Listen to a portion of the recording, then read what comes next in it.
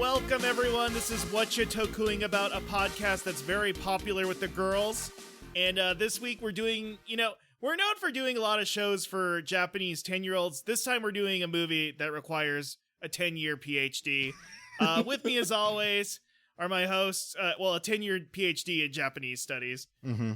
Anyway, this week, like always, I got Hunter and Sticks here. Thank you for being here, Hunter. Thank you for being here, Sticks. Of course. Yes, of course. It took me 3 hours to watch a 2-hour movie. Same here. Thanks, Tubi. Oh, the movie took 14 years of in story time, so it's a sprawling saga. It is, sure A lot is. of people to keep track of. And this episode has a lot of people to keep track of because we have very special guests from the Ultra Q podcast. Welcome, Mel and Brad. Hello. Hello, it's a Sunday night, and I'm here when I should be going back to the club. Back to the club. Back to the club. Because that's the movie we saw, Yep. right? Yeah. Megalopolis. Mr. Coppola, we respect you. Captain EO, one of the great movies of all time, but we don't have time for that right now. We can't talk about... Did either of you actually watch the Coppola Megalopolis? Yes, I I did. saw it. I saw it in I saw it in theaters. theaters. Only person in the theater, baby. I have not seen that movie. I also was coming down with a head cold, but I was doing the thing where I was like, I'm not sick. I'm not getting sick. If you say you're not sick enough, then you're not sick. And I'm watching the movie and I'm freezing cold. I'm like, this movie theater is really cold. And I'm like dying. I'm like, this movie fucking sucks. Just truly despising it. And I still don't know if it's a bad movie or a flawed, interesting movie. It's because, bad, I but was in such interesting, in my opinion. It's interesting. It's bad and interesting. Hey, we might be talking about a movie like that week, or this week, or maybe everybody loves it. I don't know. We'll find out. But first things first, the part of the podcast we all know and love, me begging for you to click that, smash that like, hit the bell, leave a review on the Apple Podcast. I always say iTunes, but iTunes got summarily murdered. Basically, yeah. The Apple Corporation, yeah, they took it out. Do all that stuff, and hey, they're gonna do plugs at the end, but also do the same for Ultra Q. Okay? Yeah. They're doing the deep dive. They're the real Ultra Warriors here. Us three, we're simpletons. We're casuals. We're the tourists. We're eating up all the local delicacies. Well, you are deep in the. You're watching what? Yeah, we have to live here. you live in the Ultraverse. Basically. What's the lowest point so far? What's the lowest Ace. point? Ultimate Ace. Easily. Really? God. I followed someone for them. It was Leo that killed them. Didn't Yes. even think about it. Well, Leo's interesting because Brad is less high on it than Red and I, but we have some kind of brain poison, so we kind of fuck with it. That's hilarious. Okay. Leo has cool moments. Ace is, I think the best way I would describe Ace is that it's a show that gives up around the halfway point and becomes something else completely. That's never a good thing. And it also keeps, like, every few episodes, they just make up a new fact about their main character.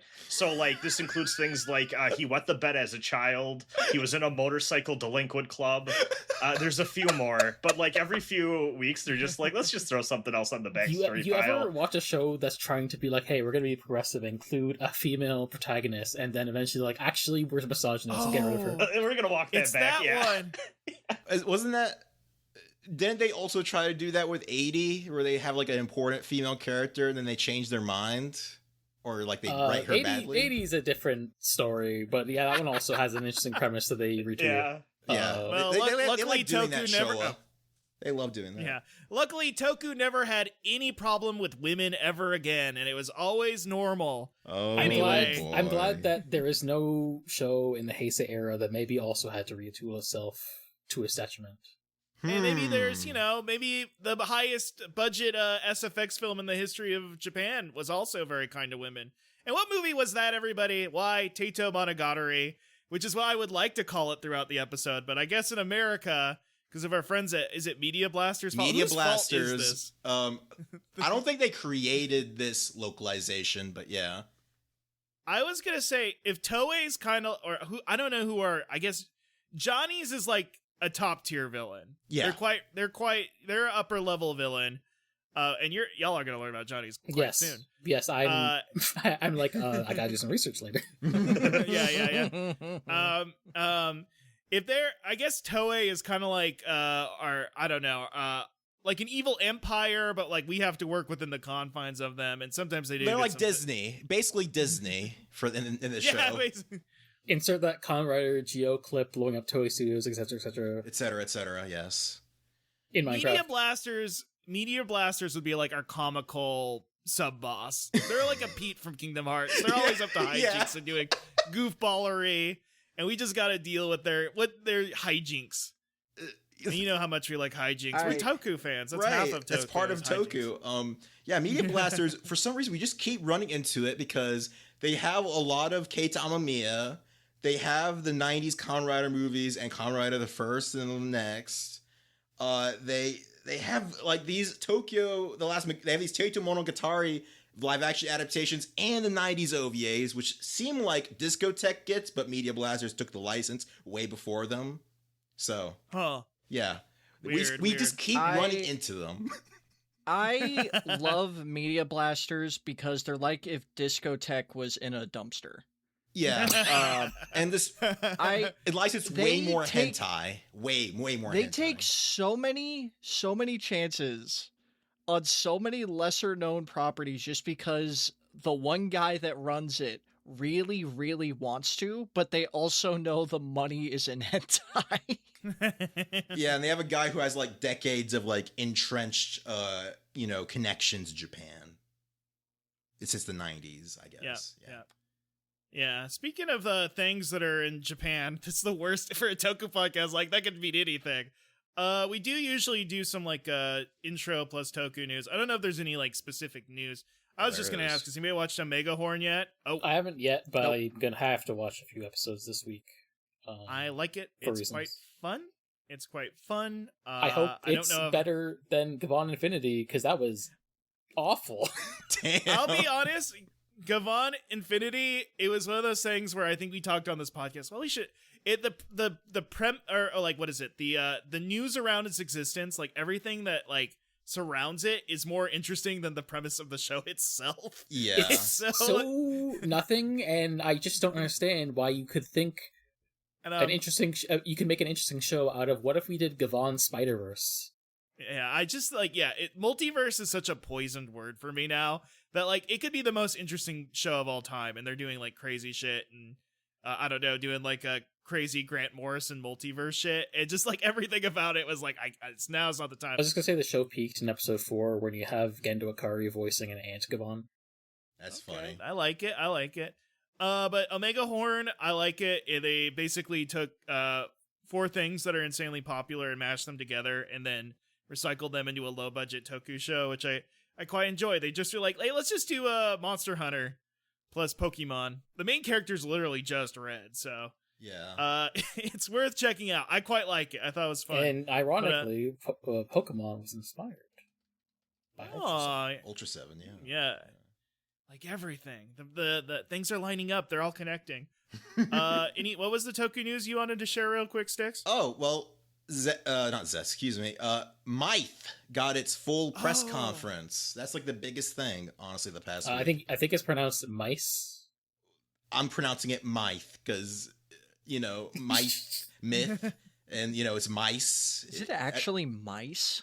There was a Is tweet by official Toei English social media like is Kamen Rider Myth parentheses pronounced mice. Yes, pronounced mice, and it's Listen. myth, so myth, as if I have a lisp, you Why- know? Why can't we get Kamen Rider over in America? Why can't we get it over? Oh, it's pronounced mice. Idiot. What do you think, dum-dum? You think that's myth? You fool. Look, I'm just gonna Toei, come go on. with my shitty pronunciation that I think is humorous. So, Okay. as someone who doesn't like really watch modern Toku other than the Ultraman that is currently airing since we started the podcast, Uh-huh. this is about a Kamen Rider building an elaborate mousetrap like the board game, right? No, I mean, yeah, it's actually, like, in spirit, maybe. A little bit. maybe in spirit, but not really. I mean, let me just try to condense it real quick of like what they're trying to sell us here. Kamen Rider Myth, it's like the Chinese Zodiac.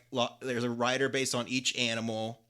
Our main character is a mice rider. He's a butler for a rich teenage girl. And he protects her, but he's not really a person of justice. He doesn't really have that motive. He's more like protecting her, and she's like the lady of justice. She's not a Kamen Rider though yet. Anyway, so these guys from the Chinese Zodiac Kamen Riders who are of justice come back from 100 years ago, Taisho era shit, and they conflict with our guy.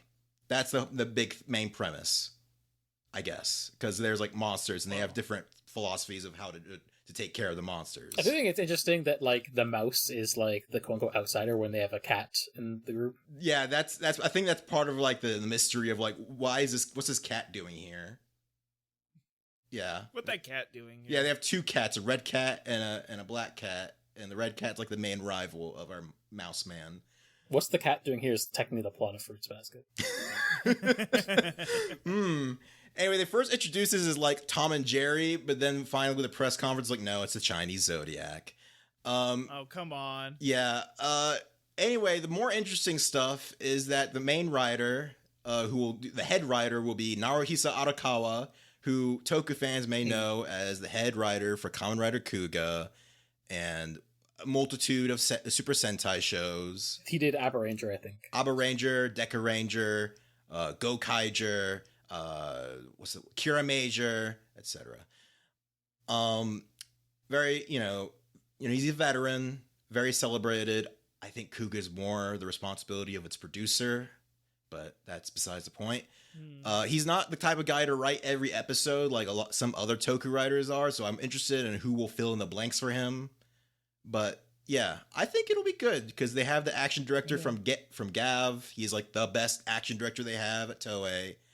I think it'll be a good time at the bare minimum. Yeah, I skipped on Zets, yeah, because I was like Takahashi again. I don't need that. I don't blame you. They're trying something new with it. I don't think Takahashi is very good at doing this something new, but when it sings, it's really good, and when it's not, it's like, oh, come on, dude. Yeah, because I was like, I watched Geats. Yeah. And I was like, well, that was okay. Yeah. And so I wasn't exactly like enthused to go back to. That's fair. I watched like the first 8 episodes of Zets, and it was very potential man show. Where I'm like, this could be good. Like every episode, I was like, this could be really good. Right, and so it sounds hits like those it hits highs occasionally, and then it kind of gets comfortable sometimes. And I'm like, stop that! Don't get comfortable. But I've recently been trying to go back to Gav because I never finished it. And Gav, like, best Reiwa show, IMO. I loved it. Well, I liked it. Listen, there's a lot to love about it. I think Might has potential to beat Gav. I think Might has potential. Okay.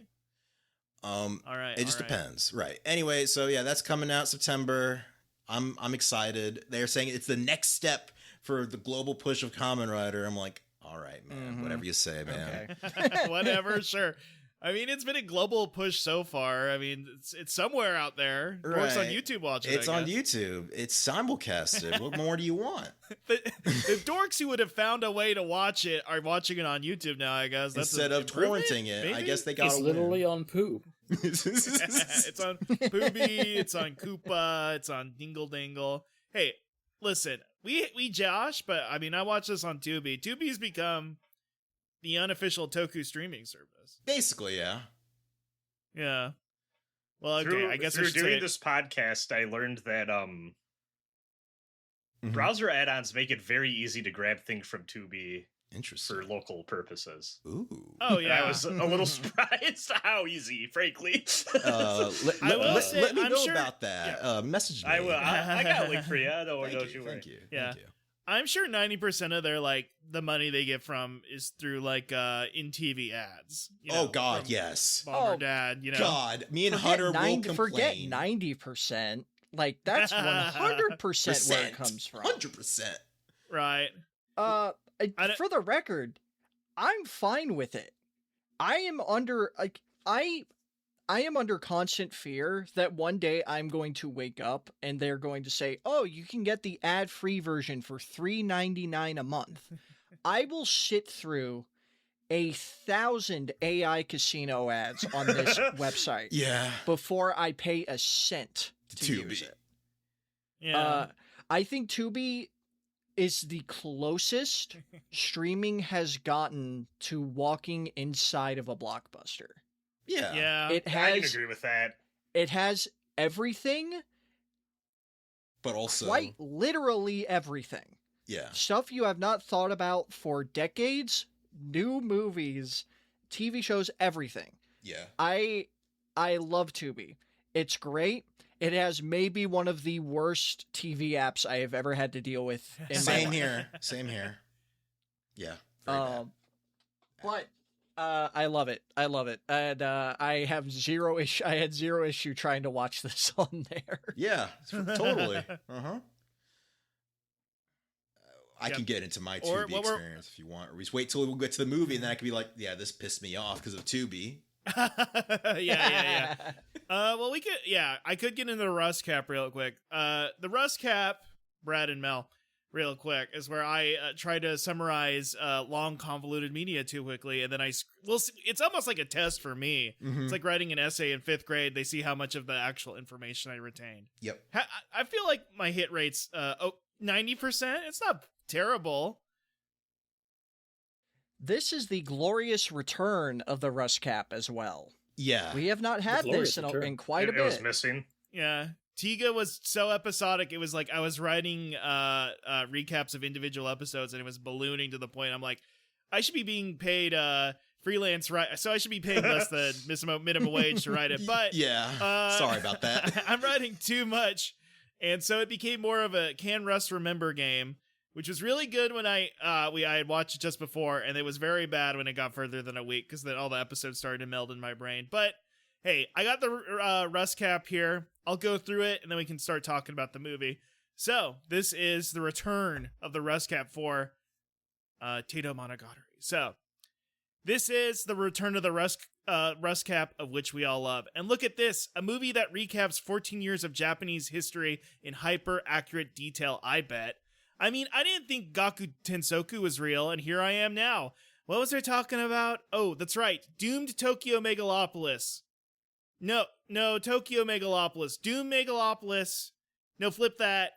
Wait, no, it's Tokyo Last Megalopolis. The Megalopolis. Oh, whatever. Teito Monogatari. There. Keeping with that.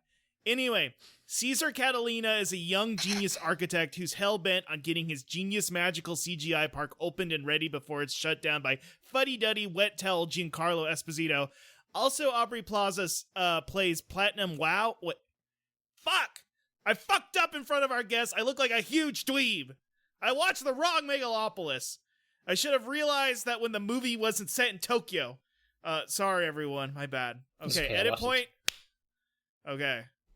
Oh, Mel, you watched the wrong one too, Mel. Hasn't had my opening bit. Fuck.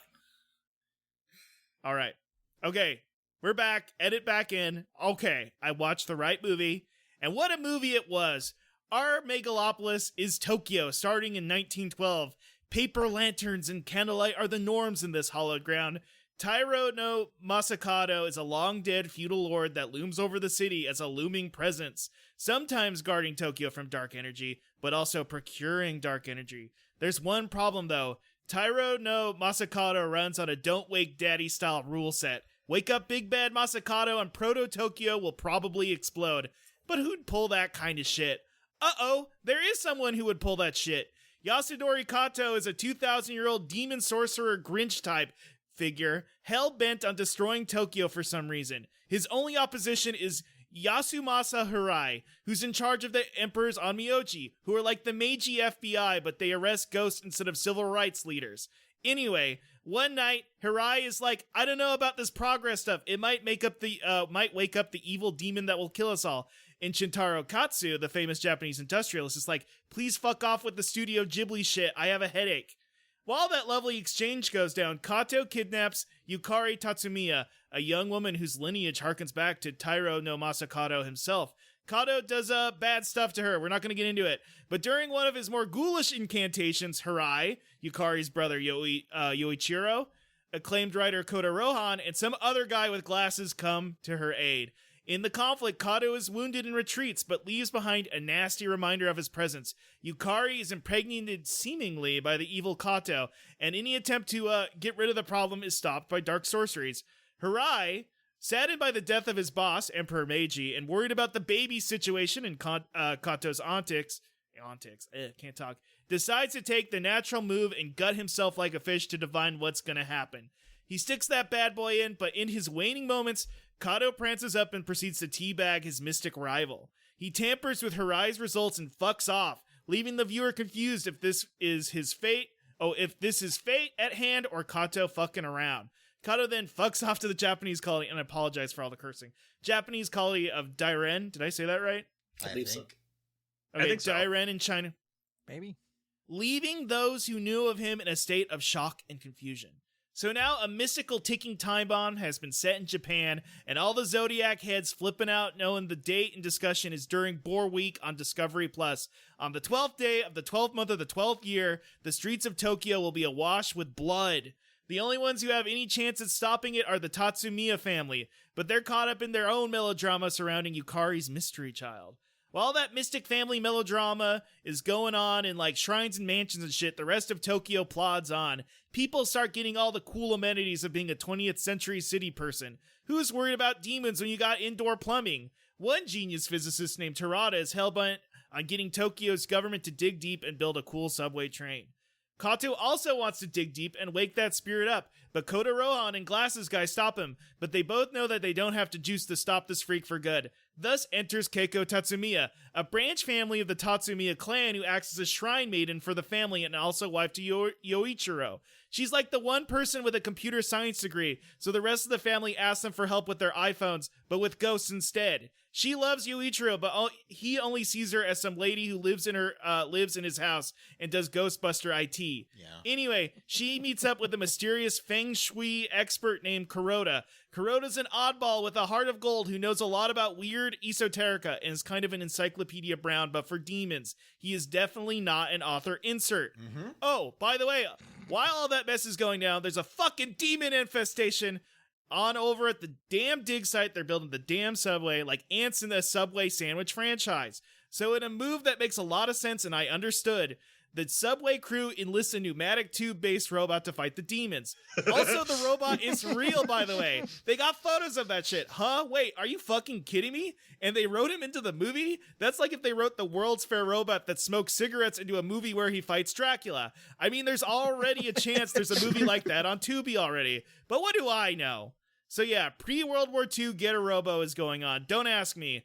Oh, what's that? Kato has snatched Yukari's daughter and his heir apparent Yukiko to try and re-implement his rebirth ritual for Taira no Masakato he tried earlier in the movie, but now things are twice as dire given the fact he's her father and she probably has insane demon blood properties. Keiko goes protagonist mode and starts killing Dark Souls 2 bosses to save her niece. There's a problem though. That's no niece. That's a second cousin, maybe stepdaughter. Uh-oh. That's right. Keiko drops a truth nuke on Kato. The kid ain't his. It's actually the product of incest. Huzzah? I mean, it's bad it's incest, but hear me out. At least she's now not the candidate to wake up a demonic entity. I'm just a glass half full guy, I guess is what I'm trying to say. Kato, incensed, looks to try and wake up his demon homie the old-fashioned way by causing a debilitating earthquake through dark magic. But Keiko denies him even that, doing a light forward special cancel to stop his dark spell. Foiled and pissed as he can be, Kato spirits Keiko away to Manchuria, leaving Yoichiro heartbroken and confused what to do without wifey in his complicated family situation. But I guess living in the city is always a complicated relationship, as the citizens of Tokyo go on smoking cigarettes and eating beef bowls. The industrialist guy from the start of the movie says some shit about how maybe the old city he used to know was destroyed after all this progress, and not sure if it's a good thing. They look at a fresh new Ginza and go, whatever, you build it up every couple of years, it should be fine. Not knowing in a few hundred years, well, in 100 years, Bubba Gump would spring up there where he stands a few decades later. And thus, the tale of Teito Monogatari. How clear was it? Does that sound about right? Mostly, yeah. Yeah. Mostly. That tracks. There is there's not a single false statement in that recap. I Look, internalized there's some all of it. clarifications that can be made, but mostly correct, yeah. I internalized all of this while watching the movie. Yeah. It was very understandable and straightforward. Yep. Listen, I chose this movie, or like I pushed for this movie, because like I guess where my logic was coming from is that we watched Tiga and Jissoji worked on it, and I know there's like this internalized feeling of like, oh, we all want to watch the Jissoji movie where he just pops off. He goes crazy. Right. Now, I think Mel and Brad, you've talked about like his weird Ultra Q movie. Yeah. Yes. Which is, I was thinking about constantly while watching Yes, this is the thing he did. He did this movie immediately before the Ultra movie, and I just kept thinking of that movie the entire time while I was watching this. Yeah. I wonder if that's more of what I'm looking for, because I feel like this movie, I don't think he went off the rails. I just think this production was crazy. It was. Just reading about it, it sounds nuts. Okay. Yeah. I mean, it's also, I don't know if anyone else knows this, but it's like it adapts 4 volumes of a novel series. Yes, it Yes, does. yeah, 4 novels. I looked into that a little bit. There's apparently a commentary or like an interview they did for like a later Blu-ray release where, or at least like some of the people that worked on it. And they said that like, yeah, we did a lot. This is a lot like that 80s Dune movie that came By out David in Lynch. America. I could see that, yeah. Yeah. Like, and yet, honestly, I did not know that it's Teito Monogatari. Monogatari, yeah. Monogatari, yeah. I did not know that series was that long. Mhm. No. Yeah. Yeah, there's a lot of it. But like It's 4 books In one in movie. 2 hours? Yeah. I think I was think I read. curious. Oh, go ahead, Mel. I did my own production research because like, well, I'll probably talk about this somewhere else later anyway. But like, it seemed like Kato's actor, T like was a bit like, I don't know why you're trying to do all of this in a 2-hour movie, but maybe that's just what the vibe is in the bubble economy. Mm-hmm. Yeah. Yeah. Maybe that's just how- Hubris. maybe that's just Hubris, yeah. maybe that's just like how it is these days. This Yeah, movie I guess takes that's how its it time is. to More is Fuck better, it. yeah.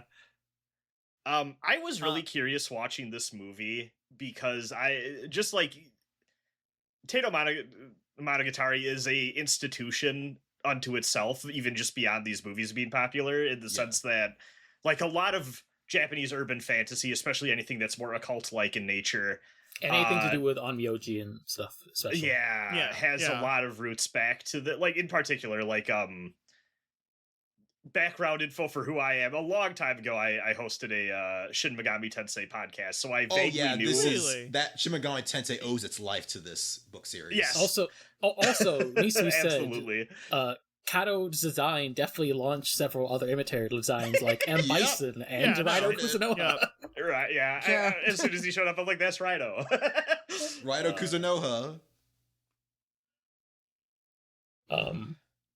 Yeah, he's just shorthand at this point for evil or evil like demonic entity hiding in the shadows. Or just like a guy like who could control spirits, who could summon spirits. you know? yeah. Yeah. Apparently the guy that actually played it's Kato, right? Kato. Kato, sorry. The author liked like his portrayal in that movie so much. He started they started retroactively like redesigning him in the book to resemble That's so the funny. actor. Oh, that's great. I mean it's mostly because like the actor that plays him is like the best part of the movie. Yeah. Like, he's Oh, yeah, fantastic Easily. in this. Yeah. Such an evil entity, such an evil aura, and we don't like really learn that much about him. I guess that's like, if we're gonna boil down at least my problems with the movie, and I like this movie overall. I have some like sour thoughts about it, and I think it's just because there's so much interesting and good like meaty themes and interesting ideas. I'd almost say like this is a really good ad for the book because it did make me want to read it, and I Same. did Google Yeah. it and immediately go, it's not available. It's also interesting because like just through the course of us doing a podcast, not even just like just because of Jissoji stuff, but there's a lot of things here that relate to things that we have talked about on the podcast, like there's a lot of like Japanese history folk stuff that comes up in the Ultra movie, obviously, like he's working with similar themes there, but also just like one we did like a Japanese Empire stuff, and like we did like on a side pod called Detour Quarry on our feed, Red and I did like entire series on Golden Kamuy, so I'm sort of like, oh, I'm seeing stuff there. Yeah, for sure. I didn't even think about that. But also just like, one of the highlights of the movie is like when the year the boar comes, and like September 1st, 1923 is like the Great Kanto earthquake. Yep. And like that's a big historical event that I was like, oh wait, it's that earthquake, and I looked it up, but also like there's an episode of Return of Ultraman which was inspired by that event, except the thing that often gets brushed over and is also brushed over in this movie is the fact that during the earthquake, the Japanese people did a bunch of ethnic pogroms against Koreans and other colonized people like Okinawans and Ainu and stuff, and communists and anarchists in the city, because they're like, oh, the earthquake, the people, those the Koreans, they poisoned the water, etc., etc. And so that's a thing that gets not talked about when the Great Kanto earthquake is talked about a lot in Japanese media. No, for sure. Yeah. I mean, there's a lot of stuff in this movie. It's a hard movie to read. Well, mostly because it's so packed with stuff. Because there is a little bit of this like feeling of like I feel like there is this commentary, like a subtle irony or comedy to it, of just like there's a demon on the edge of the city. I don't know if we should like dig all this shit up and fuck with it. And the Industrious immediately goes, no, I think we should do that. Yeah. So in a way, there is some kind of like interesting commentary, but also it kind of delves into like Chinese mysticism in a way that you're like, okay. And some of the gender politics are interesting. It's really like interesting because like for most of the movie, it's almost like played completely straight as like a historical like fiction period piece. Yes. There's a lot of like showcasing of like urban planning, like thinking of like what like this city. I cannot say Megalopolis. That is not a real word to me anymore. Like this city that like going into like details of public transit, like why they would need it. It's because they're getting overcrowded. The trains are starting to move slower now. We need to fix that. And then after that, it's just full on like stop motion Ray Harryhausen demons. The gremlins are out. Apparently the monsters were designed by H.R. Geiger. He specifically designed the guardian spirit he uses at the end against Keiko, the one that's spinning blades. Yeah. Interesting. I will say that tracks. seeing stop motion creatures was a delight, because we haven't seen that as much in the Toku stuff we have. Like, it's a different mode of Toku, technically. Right. Yeah. Also, there's like a few more. Oh, that's the Golden Kamuy boss baby radar going off. It's like one again, like, oh, there's a bunch of things from actual history that are just showing up in here. Yeah. That's crazy. There's overlap with Golden Kamuy for sure. And then to just also the fact that like, oh, he goes to like Dairen, which was like the Port Arthur, the colony that Japan stole from Russia in the Russo-Japanese War, which is like a, again, pivotal thing in Golden Kamuy is the whole deal of like the battle for Port Arthur and the Russo-Japanese War. So, is sort of like, oh wow, doing that podcast series is paying dividends so much. Yeah, you're not as lost as other people would be.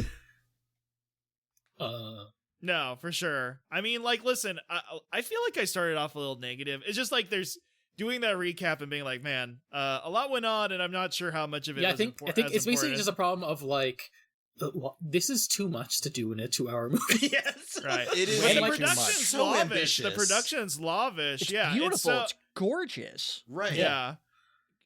I read this as like Jissoji's like most commercially successful movie. Of course. Yeah. Of course it'd be. I definitely I was gonna say, I think that definitely at some point you guys should watch the Ultra Q movie, because I also think like that movie is, one, it's 90 minutes, but also equally dense, but in a way that I think is like more coherent. It almost feels like a second pass at a lot of these same ideas in a little bit, with a little more focus and intentionality. Yeah, because how I felt. It's got a lower level view than like fucking geopolitical city stuff.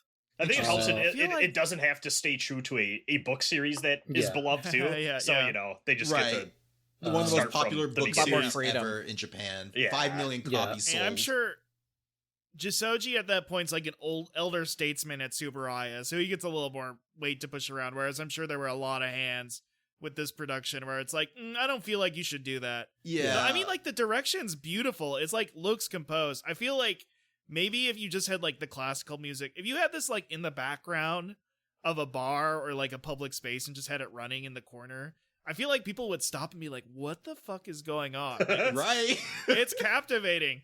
It's just us being here like, okay, what is the point of the movie? What's the main theme?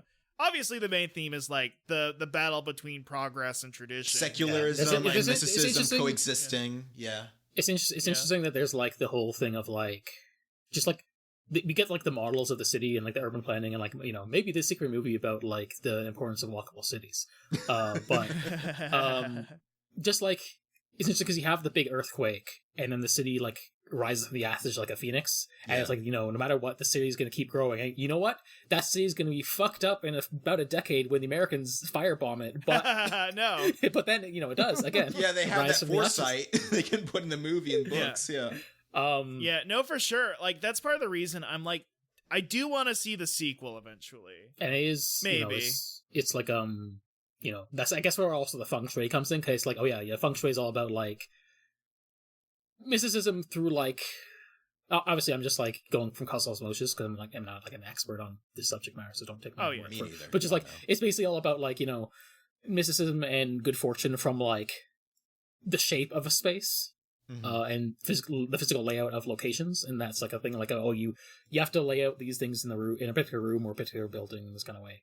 And so like the concern of like, and I imagine that's the thing that's like more prevalent in the book where they have room to like go over that stuff, because again, like 4 volumes of book in 2 hours. 2 hours. Good lord. Yeah. And they seem like pretty meaty texts. This isn't like a light novel. This is not a light novel. God fucking knows. Like the guy is like a super like guy who knows his history, and you can tell. And he spends all his money on getting rare, expensive books. Do y'all know how that book series starts? By the way, no.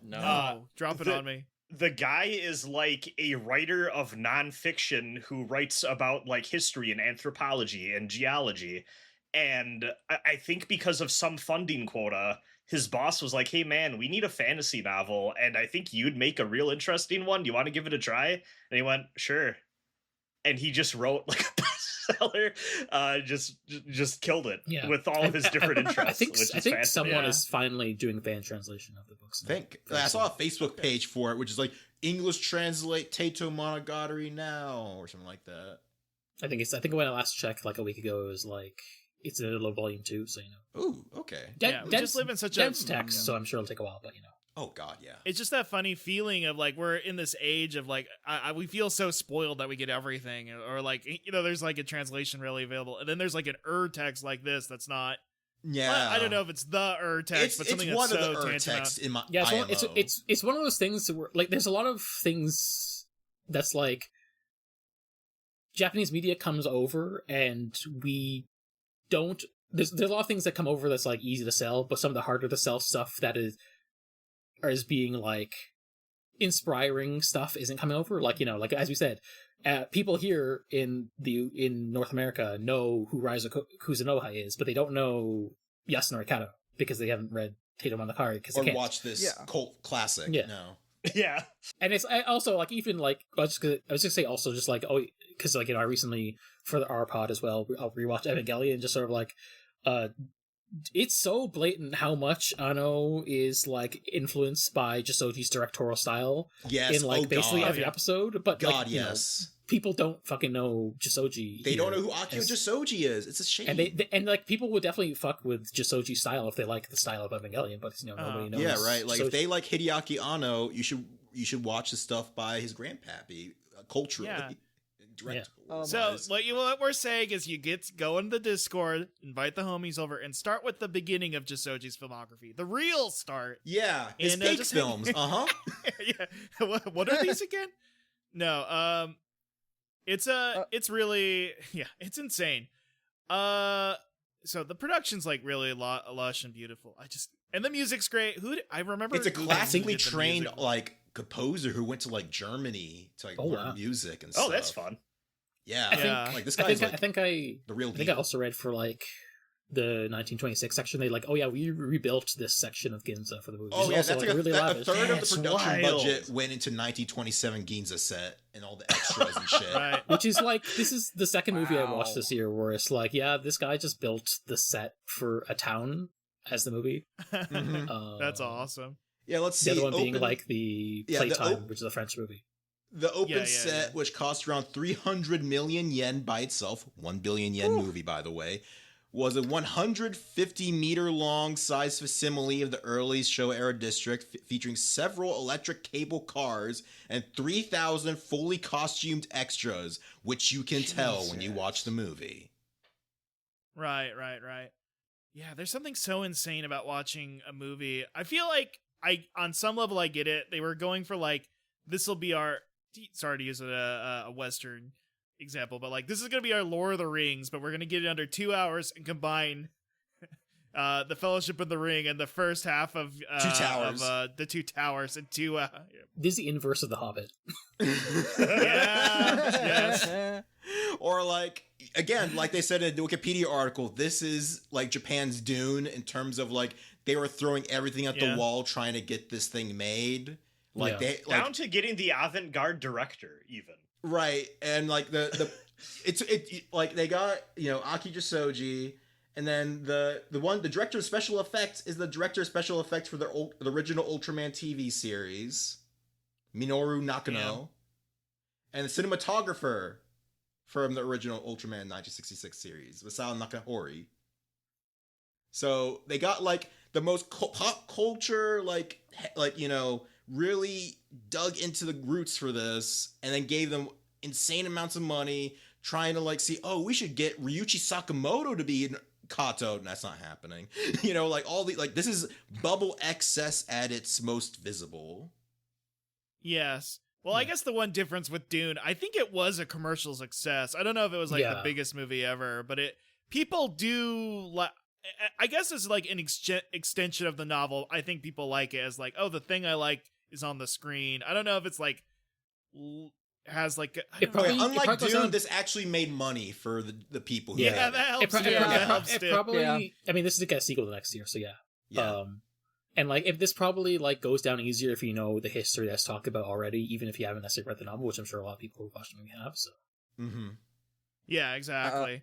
I'm gonna be honest, like going into like take like the movie like going down a little easy, I gotta be very real. I said this in our podcast group chat. I was lost for like a good minute Yeah. watching this. I, to be honest, I Um, kind of had the Wikipedia article open just so I could glance the summary, just to be like, Yeah. okay, what is happening, so I can ground myself, because it's not like I'm internalizing these character names either, except for Right. No, not at all. I barely remember a single character's name in this movie, and it is not the fault of the movie, like at all. It is the fact that just we are like, not there's- Japanese. Is the thing. It's- Yeah. it's like a little bit of that, but it's also like because the movie is focusing on so many different time periods, like jumping ahead like 10 years. I want to say like I think every act of the movie Is is its within own like a time 10-year period. span. Well, I think it's like 1917 or something. 1912, 1923, then 1927 are the three time periods. I Yeah. think. Jesus. It's more so that like because it's jumping around so much, it can be a little hard to keep track of the cast Right. and like And the characters. And not all of At them least it carry was for over. me. Yeah. No, Yeah. not at all. One of them just believes. Yeah. Like near the third act of the movie, he's like, "Oh, I'm going back to my hometown. Shit's too crazy here." Or like, I I think think that in the would be movie, me. like you leave like the family drama. Suddenly, you're just only focusing on this guy who's trying to figure out planning Tokyo and like entering the Showa era. And it's like, is this the same actors before? No, this is a different character. This is not the same guy. I love that the urban planning like plot for this movie is just happening completely parallel. Yeah, completely Right. parallel. All of the occult It only stuff. starts really Half the time they intersecting near don't the even end. intersect. Right. Why did they It's- hire the robots? Why not? They Think needed, about they it. needed a I fake ha- I human. The have an gremlins answer gotta for attack this. something. What? Okay, what is the answer? So they're digging out the tunnels and they get attacked by gremlin people, and then there's like a weird plot thread where they're like, maybe you didn't get attacked by gremlin people. You imagined it and attacked and scratched each other. Yeah, which is wild gaslighting. But he's basically he's like, because we're weak and flawed human beings, you like that's why you get attacked by stop motion gargoyles, which is also what I tell myself when I fail at life. Yeah. But this gives him the idea after the camera pans to his recent pulp sci-fi magazine to who I was also surprised to find out is completely real and true to life.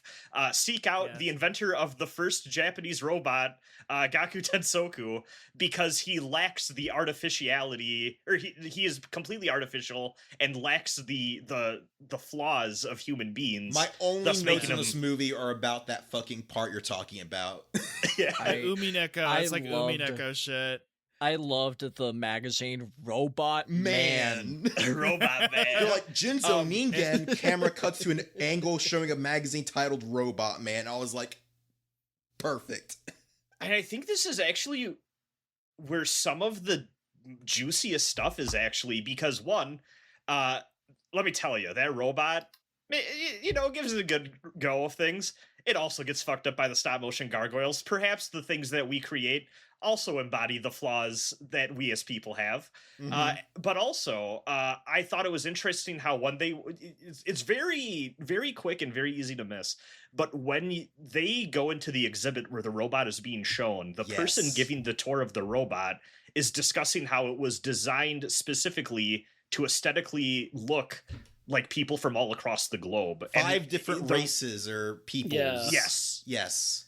And can be seen as, well, if we are going to be building shit on top of natural and, as Kato would call it, sacred land, the potential of a future where we are living in harmony and peacefully with one another and can still achieve great things, going against the guy who's trying to tear it all down, saying we fucked up by having this here in the first place.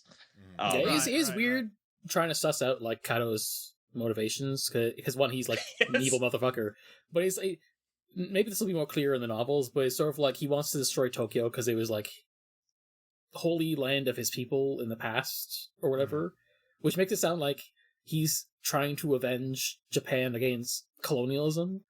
But maybe, which feels like one, it's like that's a, on one hand, the least terrible read of that could be like, Killmonger in Black Panther, kind of. But on the more terrible read, it could be like, Kato is like a spirit who represents like the vengeance of the people Japan has and is continuing to colonize, coming against Japan. Because like, does he say something like he's powered? He says something about people's powered by angry hatred. Soul. Yeah. Powered by hatred. Yeah.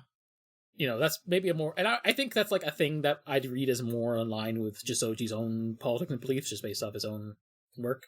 But it's the thing, obviously, he's also working off of a novel. Yeah, he's adapting a novel series, right? Yeah.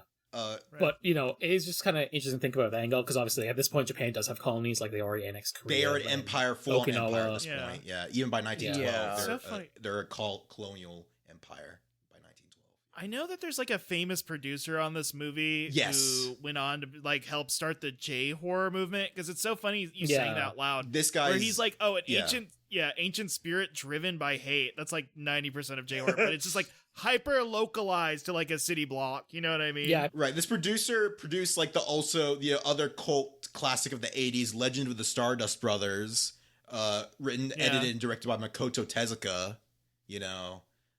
That's awesome. I didn't even know about that movie until I did research. Oh, yeah. I did. Also, the author of this book has a cameo in Norway the Curse. I did see that too. Where has anybody here else seen Norway the Curse? I have not. No, I have not. I'm not familiar.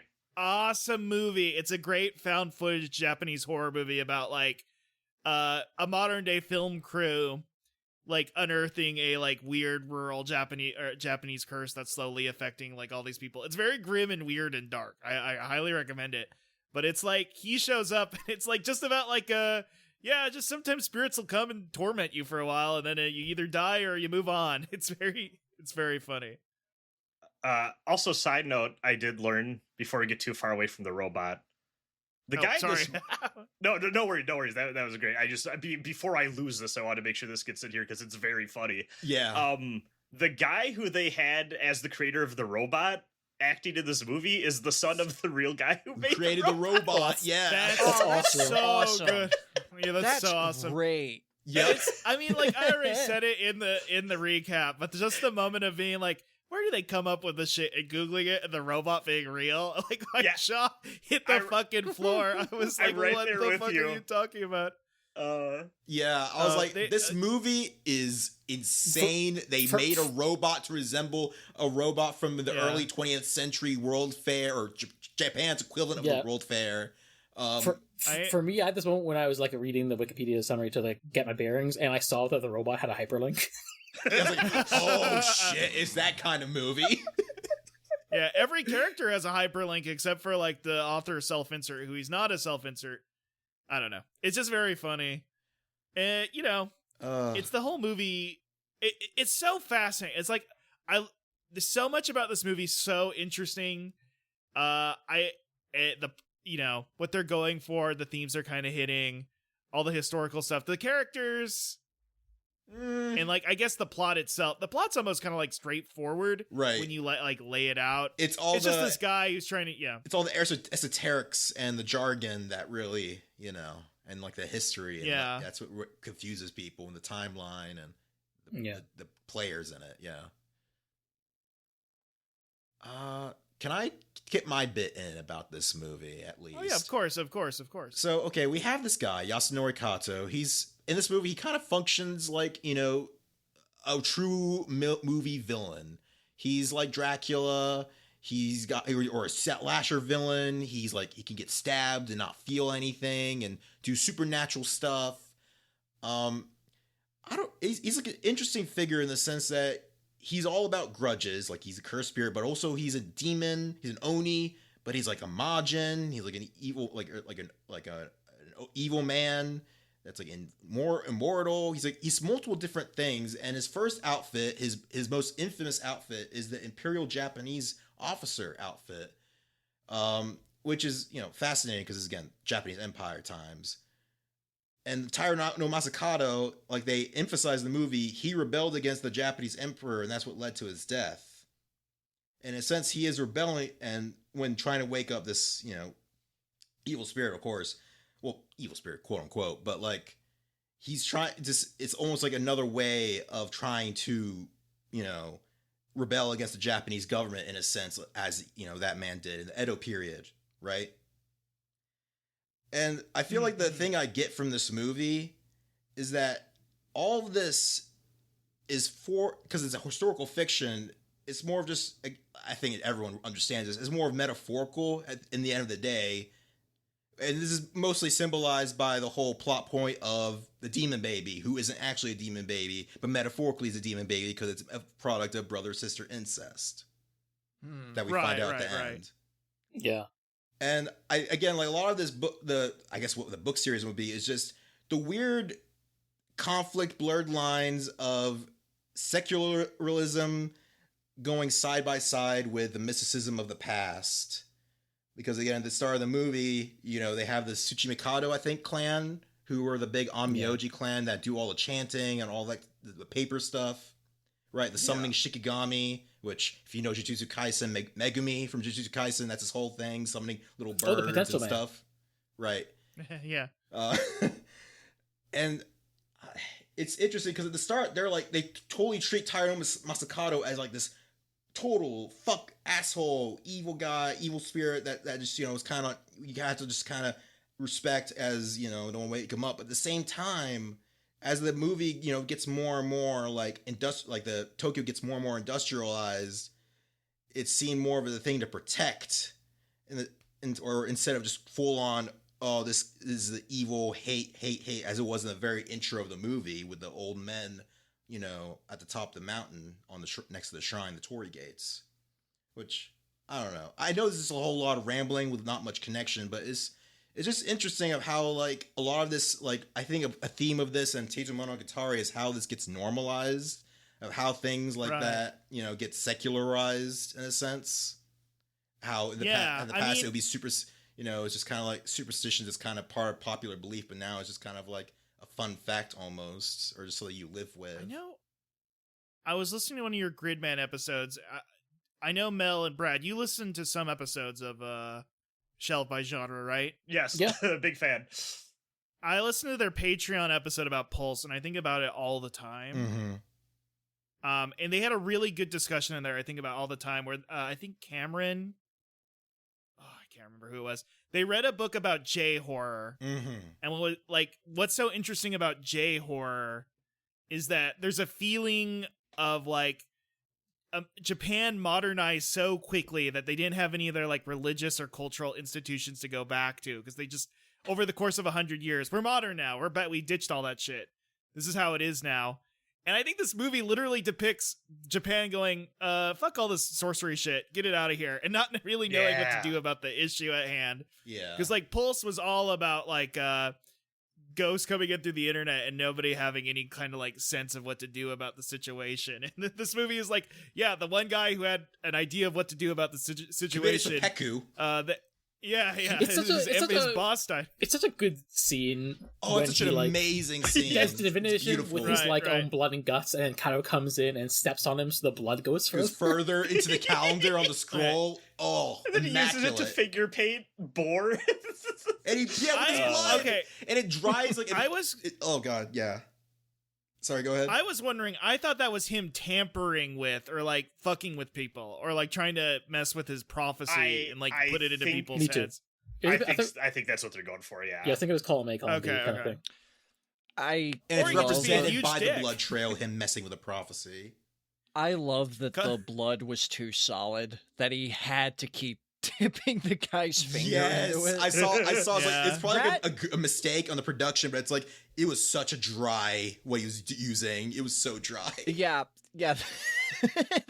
I love that. It felt like an error. It felt really like an error, did. but they just kept going with it. Like fuck it, we're doing it how live. he steps on him to get more out, like a fucking bad pet. Oh, that's so cool. On that note, like something I was thinking about a lot too, and again, this is kind of going back to we're doing a side thing right now on the Kerbero saga from Mamoru Oshii.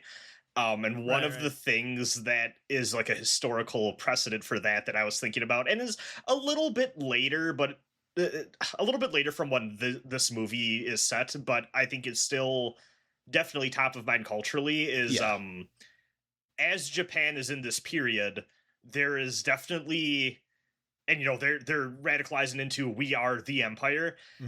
There are different sets of thought on what that should look like, and there is a loud group of people that are going, hey, we need to go back to our traditional spiritual ways, and like we've lost our way. We need to go back to what we used to be doing and do what makes us uniquely Japanese. And then there's another set of people that are going, those guys have really big guns, we should do what they're doing. And that becomes a big schism leading up to World War II that ends up with, quite a bit of bloodshed, internally. And I was thinking about that all throughout that first city planning scene where they're like, how do we build this city that has a lot of history behind it for the modern era? And then at some point even someone brings up like, we can't build our cities like they do out in America or in Europe. We have to think about earthquakes. Yeah, it's great. Right. Like we aren't the same as everywhere else, and we have to keep that in mind. It's very interesting. So instead of skyscrapers, we do ground scrapers. Ground scrapers. Ground there city. you go. Underground city. I mean, I really love that it's like a metaphor where it's like we've got two problems here. Like on its surface, like the earthquake probably got closer to destroying the city than Kato did, but it's also kind of like we have the spiritual earthquake any moment now. It's like it's literally a ley line is the same as a fault line, but it's just like a spiritual spiritual ley line. But, yeah. I would love to hear. Oh, go ahead. Oh no, I was just gonna say it's like it's just an interesting metaphor, and I'm like, man, I wish I could read the book. Right? Yeah. I guess that's what it comes down to. A lot of this, yeah. I would love. So there is a point where Kato is looking out at the wreckage of the earthquake, Oh, it's and a he gorgeous scene. Such a gorgeous scene. Yeah, it was awesome. But Kato's reaction is that didn't fucking wake him up. And that has, I feel like that casts a long shadow over the rest of his actions in the movie. Mm-hmm. I don't know that Kato actually, I think he thinks he knows and understands more about Masakato than he actually does, maybe? Right, because he tries to Right. summon him in 1923 and he fucking fails. Yeah. Yeah, but which Masakato just I thought seems was less also vengeful interesting. than Kato is. Kato thinks. Yeah. And there's Yeah. a few times he talks through, is it Yukari? And he's always like, oh my fucking god, let me sleep, leave me alone. That reminds me, very speaking of Yukari, my favorite visual motif in this movie is whenever you see the rainbow get scared, Kato is Yes. involved. Yes, I yes. love that. great. Oh, such a god. Isn't Jissoji that is a rainbow- genius. Isn't that rainbow scene in like the very like opening credits of the movie? I believe so. I think there's like a dark Yeah. floor and it's cutting through. Right, that's like the first instance of it. I wonder. I think see, he's once a again, genius. yeah, we're so used to our media for Japanese 10-year-olds. What if a character could come out and just say what it represents? But I'm like, man, I wish I knew what in Japanese culture they're going for with the Rainbow. rainbow. Yeah, I mean, Jissoji Well, loves his colors. rainbows represent snakes in certain cultures. Yeah. I mean, something I don't know. it's Dumb a voice. wavelength. Yeah, It's a I can see that. variety of light wavelengths, and I guess you can relate that to like spiritual possession in terms of I don't know. This is getting too. And This is getting there's too also esoteric. yeah. There's also a shot where they look out in the distance of Tokyo, and it's like in black and white, and it's almost like the past is black and white and the Mhm. future is color. But Right. it's. But then again, the future's bad, or like Kato's bad, and he wants to destroy everything. It's interesting. You want to get to Any the elephant specific in the character- room, or we get to specific characters? what's the elephant room? I mean, we could talk about. I'll just talk about one fun fact. The guy who played Kota Rohan, the self-serious writer man, who's also kind of keeping the spiritual tradition alive. His actor Yeah. played the doctor in Biolante. Ooh. Oh. Yeah, Wow, you're right. Oh my god, you're so right. Dr. the one Genichiro who went to the- Shiragami in Godzilla vs. The one who was Biollante. taking when he was in Saudi Arabia, right? Or no, excuse me, not Saudi Arabia.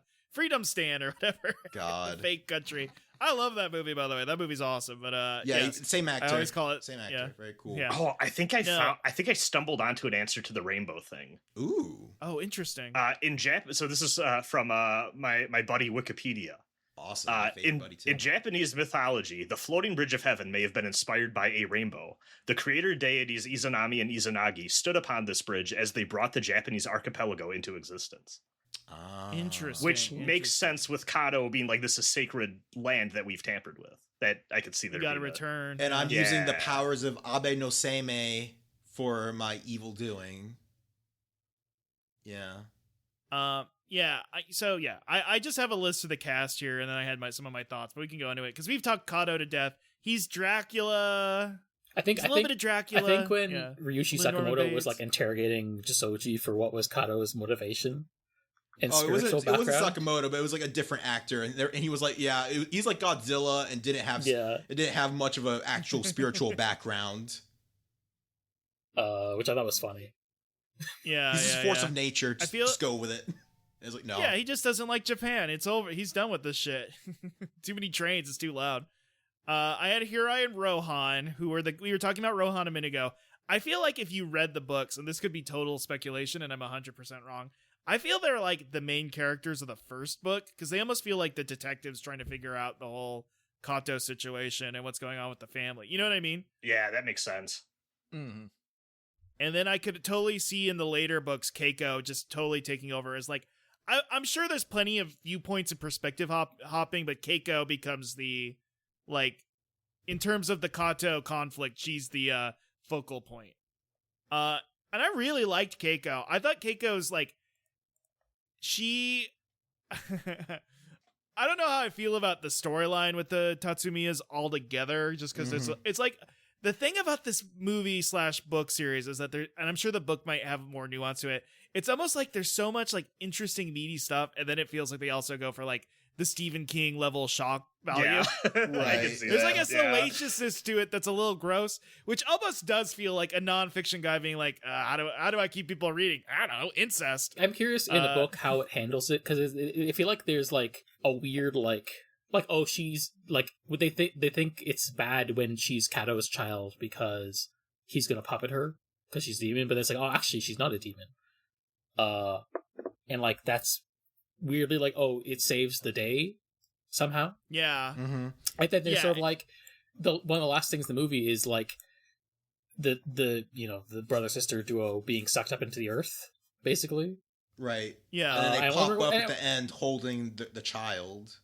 I was kind of wondering what, because like there was a movie I watched last year called Profound Desires of the Gods. It's a '60s Japanese movie, and in it there's sort of like it's like this undeveloped Pacific island that's sort of like people from Tokyo are coming and wanting to develop the place, but also on the island that's sort of like the priestly family is both like technically highest status because like they're the ones who know the traditions, but also lower status for the weird taboo reasons, including the fact there's always this weird incest stuff going on between them. And I think like one of the things in the movie that talks about in that movie is like, well, as we all know from mythology, the gods do incest all the time. Just like Right, Zeus, right. Zeus and Hera are in Greek mythology are siblings who are also married, kind of thing. But that's the thing that gods do, not humans do, and sort of that's why it's taboo for humans to pretend to be gods in that way. And so I wonder if there's like, if the book goes in the direction of like, there's like a holiness angle to this taboo union. I mean, Yeah. in the sense of like, it reminds me of how horror films, a lot of things will just be like the monster will be a metaphor for some taboo in society. So Yeah. when Kato spent the whole movie being like, oh yes, I magically, like with magic, impregnated what's her name, Yukari, with my baby, with my severed hand or whatever. Anyway, that was wild. that was a wild Yeah. scene, by the way. Yeah. Yeah. Which also she had also a poisonous parasite that they actually were able to exorcise, but that's a separate whole matter. Just a whole Yeah, I cricket. was like, oh hey, it's like Neo from the Matrix. great special effects. Great special effect, by the way. Oh, awesome. I'm sure it is done even more tastefully in the OVA. Oh no, the OVA went the opposite direction with this. Yeah. Yeah, I really about the OVA. I was like, that just seems like a more like crash shock value version. It's even And- more, crass than what this would even be. Yeah. Man, I do like Rentaro is my problem, so I probably will. Like that anyway. It's like, oh, it's 90s OVA sleaze and excuse it. Listen, Metropolis is a good movie. yeah. No, excuse me. Yeah, isn't it? Metropolis. Oh, Another Metropolis word is for a city. Pacifica, yeah. Oh God, this is getting confusing. Okay, but no. Back to what I was talking about. I'm trying to get to something here. It's interesting because they know that, or I guess maybe they don't know, but they know in their minds that that's actually not Kato's like evil demon baby. That's something they're trying to hide, and I guess they were unable to abort for whatever reason. But in a sense, that Kato served as an excuse of not aborting it. I mean, or trying to trying to hide that it was something born out of incest. Right. Right, and it is interesting that at the start of the movie, him and the glasses, the guy from the family and the glasses guy are talking, and they're like, "Yeah, man, you do nothing outside of work and being with your sister Yukari," which I found funny at the start because like you think the glasses guy would be the guy like that, the guy who's always about his work and does nothing else, but no, it's this this normal looking Japanese man who has that situation, and then as the movie goes on, you're like, so what is his deal with his sister? And then Right. So I guess like in the sense of like what this movie's trying to do of doing the whole historical fiction part and how the mysticism can be used almost as a historical like symbol or excuse or something to like as like the symbol of something. Excuse me, I know I'm repeating myself. I don't know. I feel like there's something there of like how Kato's just used as like a shield of their sin almost.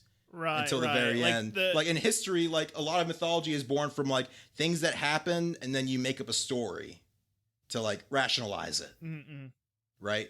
And it's a little bit like so much of this, it'd be one thing to be like, ooh, new stuff is bad, tradition is good, and I do get some of that feeling in there. Of like a lot of like maybe mysticism in this movie is like rationalization of things because as of course this is historical fiction of injecting these things the author knows about various like onmyoji, shikigami, it's a whole thing. But yeah, the old noble family might be hiding a dark secret as a representation of maybe the old stuff can lead to some negative results. I don't know. Yeah, but I liked Keiko a lot in this movie. I thought she did a pretty good job given the limited amount of time. Like, she only got the second half of the movie. I like that there's like an anguish that she like serves this family and loves this man. It's very sweeping, classic Hollywood shit of like, she loves a man who's like never gonna love her back. There's a beautiful scene where you see their silhouettes at the top of the building where it's like, if I'm able to defeat Kato, we can consummate our marriage, or we can actually treat each other as, husband and wife. I think her words verbatim were, after this is over, will you consider me your true wife? Sad. Yeah. But like, I like that. I think you felt that in her performance, given that she wasn't given that much screen time and had to carry the second half of the movie. I don't know. She does kick Kato's ass though. That's pretty cool. Yeah, that's awesome. That's like my favorite. That's one of my bits. Like the Shrine Maiden is our hero at the end of this movie in the climax, which I love personally. Honestly, you brought up Oshii earlier. I kind of had this movie did remind me of Oshii movie where like the first, I love both the Ghost in the Shell movies. I've never watched any of the Kerberos stuff too, and I love Pat Labor, but it's definitely the thing where like the first 20 minutes are the most kick-ass thing you've ever seen in your entire life. And then the middle is a lot of philosophizing and like, pondering about the nature of existence. I watched Innocence recently and I'm like, wow, thanks. Yeah, I'm going to be honest. I love Ghost in the Shell 2 Innocence. That might be my favorite Oshii movie. Same. Better than this. You and I'm me going to be both. real. Going to be, yeah. I mean, me we're too. doing the I just Predator hand clasp right now. Bato's dog is a fun guy. Yeah, Bato is a better character than 99% of the staff, and the discussions are much more interesting. But like 90% of this movie is pondering and philosophizing about the nature of cities. I just didn't find the characters or the historical progress and the days moving along and I definitely extremely want to read the novels because I'm sure maybe the characters are actually good in the novels. Right. Yeah, no, for sure. Yeah. It really feels like they get stuck on the chop. And I mean, I get it with what they're trying to do, where like what I get from the high level overview of the novel is that Kato is basically our central character, and all of the different novels are different periods where people are rising up against him in different ways to try to stand up against him. He's like a villain protagonist, which is interesting. Yeah. Mm-hmm. And that's so cool. Makes sense for a 10 to 12 volume book series. Right. Where each book you have a full book length to... I'm assuming that there's like perspective chapters where you really get into these people's heads. When you try to do 4 of them in 2 hours, that's really hard to cram in. I mean, heck, Yukio Mishima is a character in a later novel, which obviously didn't get a movie adaptation. Like this is like a long going series that adapts to the times.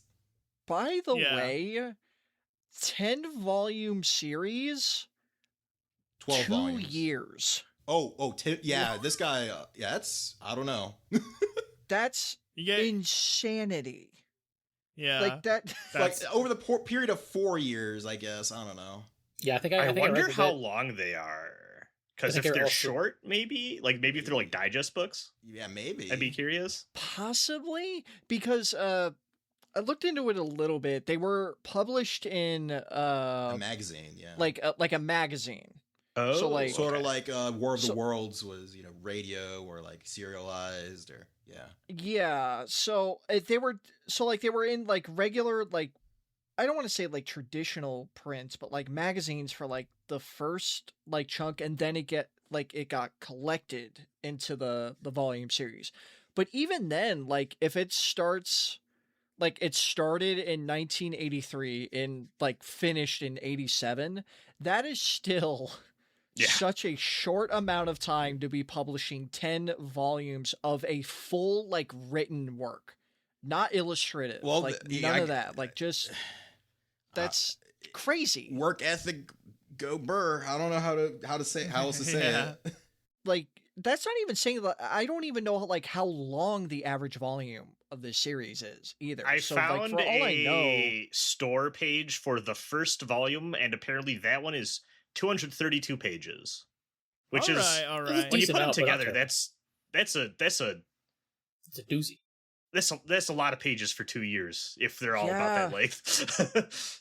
that's crazy. That's like I mean, this guy I is ca- I like this just- guy loves like the author loves this stuff. This is like his whole life to him is just learning about like all these different things, history, different forms of mysticism, Buddhism, all that. I mean, we can talk about it a bit here. I put in there I brought up all the characters like Terada, Hayakawa. Terada was the physicist, Hayakawa was the guy who ran the train company, Nishimura, the robot guy. They were all real historical figures. He sat down, he wanted to weave all these historical figures into this like fantasy plot. Or I guess I should say sci-fi fantasy, whatever you want to call it. He was playing around with it. Did you like that? I don't know. I guess my only comparison Western-wise is like Assassin's Creed. Yeah, I don't know most of these people, but it worked, Yeah. I feel.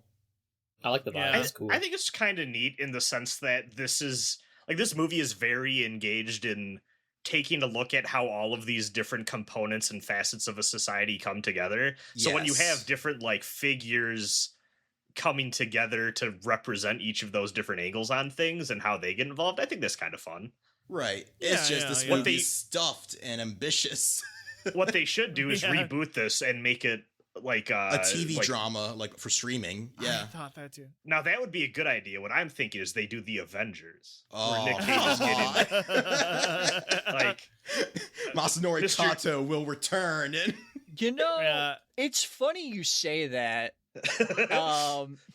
because later on, a few years start in 2005, there was a movie called The Great Yokai War man. that was Really? Read written about that. by Aramata and directed by Takashi Miike. Oh, right. Do you know who is in this movie? I do.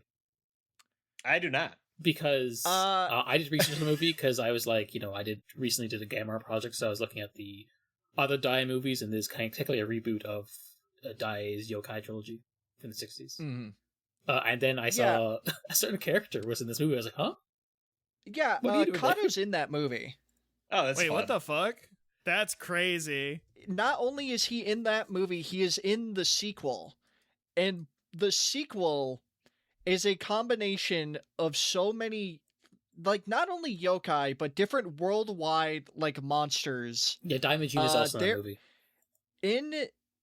There is a film out there that I assume someone, somewhere, some freak of nature has fan translated this.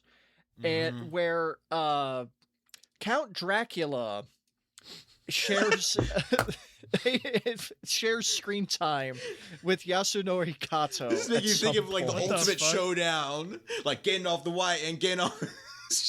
Yeah, no, for real. I'm Um, just saying here, if Kato's like jumping around, like in the actual Marvel comics, like, people think Doctor Strange is like for the last 30 years, Doctor Strange mostly is just a guy who deals with Dracula. Like, that's his job in the Marvel universe is to fight Dracula. Let's get Kato in there. It's more interesting than whatever they're doing with him right now. Probably. What do you mean this had a U.S. premiere? I'm sorry, that's off topic.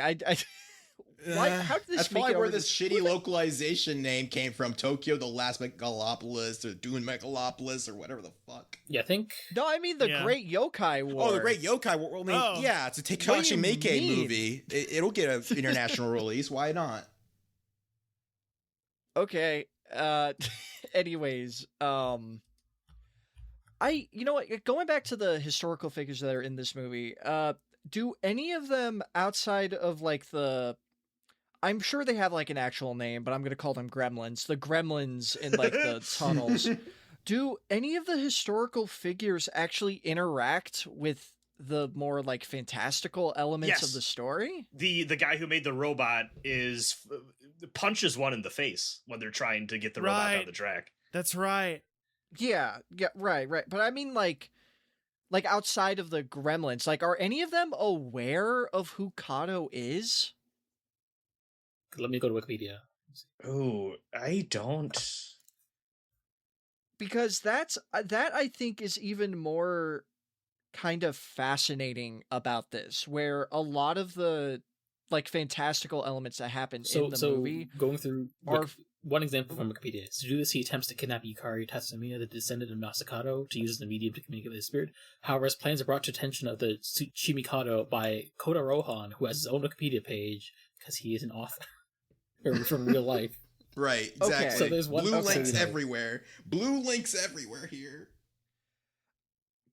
I don't know, like I like just having Ogai Mori diagnoses Yukari as pregnant with Kato's child, and Blue Link to Lieutenant General Mori Rentaro, etc. and he's the guy that saw the throat cricket. Okay, Yeah. all right, You know- yeah, that makes sense. I made up. I don't this know, is gonna there's sound bad.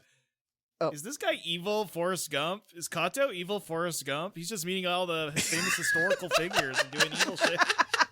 This dark figure. I guess Forrest Gump's evil in its own way. I Okay, agree. so they Sorry, interact Dad, don't with- listen to this episode. Okay, so they interact with those elements a lot more than I originally like thought they did. I don't know, like there's something about that where like for the most part a lot of the dark fantasy elements are mainly relegated to like the non-historical figures in the movie. Right. Yeah. Whereas like the actual people they're bringing in like from real life, they're essentially just playing out like the original history outside of the World's supernatural Fair story robot line. digging, Do you know what? digging a I tunnel just had under the Japan. weirdest mental comparison in my head. Uh-huh. So have you- Don't worry, I'm an expert on those, so Have you- please continue. Yes. So haven't you played Final Fantasy Tactics? No, I I have- never sat down and played it. Unfortunately, No. Oh, okay.